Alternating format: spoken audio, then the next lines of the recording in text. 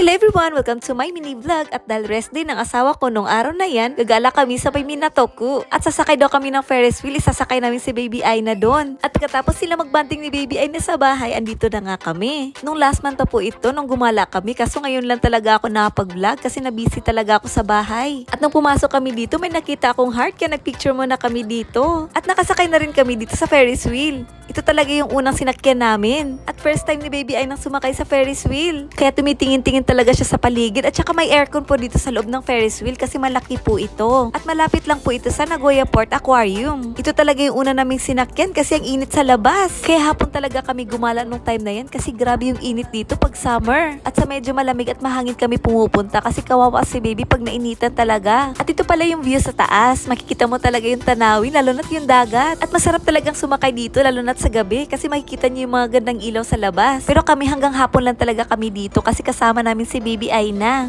At si Baby Aina naaliw talaga siya at kinukuhanan ko siya ng mga videos. At yung papa naman niya, kinukuhanan talaga kami ng mga videos ni Baby Aina. Kada umalis talaga kami, siya yung photographer namin. Ang galing din niya kasi kumuha talaga. At ito talaga yung mga kaganapan namin dito sa loob ng Ferris wheel. O diba, inaaliw talaga namin si Baby Aina. Ang saya nga ni Baby Aina, takagala na naman siya. Pero alam niyo, ang sarap talagang tumambay dito sa loob ng Ferris wheel, lalo na't may kasama kayong baby. Kasi may aircon siya sa loob at hindi talaga pagpapawisan si Baby. At andito na nga kami sa tuktok, nakakalula nga pag tumingin sa baba. At habang nasa taas kami, nag-iisip na naman kami kung ano yung sasakyan namin para makasakay si Baby Aina. At nung pagkababa nga namin, nakita namin to, kaya ito yung sinakyan namin. At yung pinili namin yung may design na ampaman. O diba, nakasakay na naman si Baby Aina, nakasakay rin ako. Nung sumakay nga ako nito, para akong bumalik sa pagkabata. Pero ganito talaga, pag nanay ka, nasasabihan mo talaga yung anak mo. Lalo na't pag baby pa sila. At pagkatapos namin sumakay doon, pinaglakad-lakad ko muna si Baby Aina. Hanggang sa nakita naman namin to, kaya dito naman kami sumakay. Nung tinanong pala namin yung staff kung pwede kaming sumakay ni Baby Aina sa may horse, di daw pwede. Kaya dito na lang kami sa may upuan sumakay. At pagkatapos namin doon, pinaupo ko muna si Baby Aina dito sa may ampaman at kinuhanan ko siya ng mga pictures. At dito naman sa gilid, may nakita kami ng asawa ko na tren na pwedeng sakyan ni Baby Aina. Dapat hindi talaga ako sasakay dito, kaso sabi ng asawa ko, sakay daw ako, sama ko daw si Baby Aina. Ang liit nga ng upuan, buti naman nagkasya ako dito. Gusto ko na nga huminto yung tren kasi may mga nakatingin na sa amin. Nagulat siguro sila kasi pati ako nakasakay din. At baby naman kasi yung kasama namin kaya okay lang siguro. At si Baby Aina tuwang-tuwa talaga at nakasakay siya sa tren. At medyo mahangin na po nung time na yan kasi hapon na. At ito na pala yung last namin sinakyan para kay Baby Aina kasi baka napagod na siya. At dahil may isang ticket pa na natira, naisipan ng asawa ko na sumakay ako dito.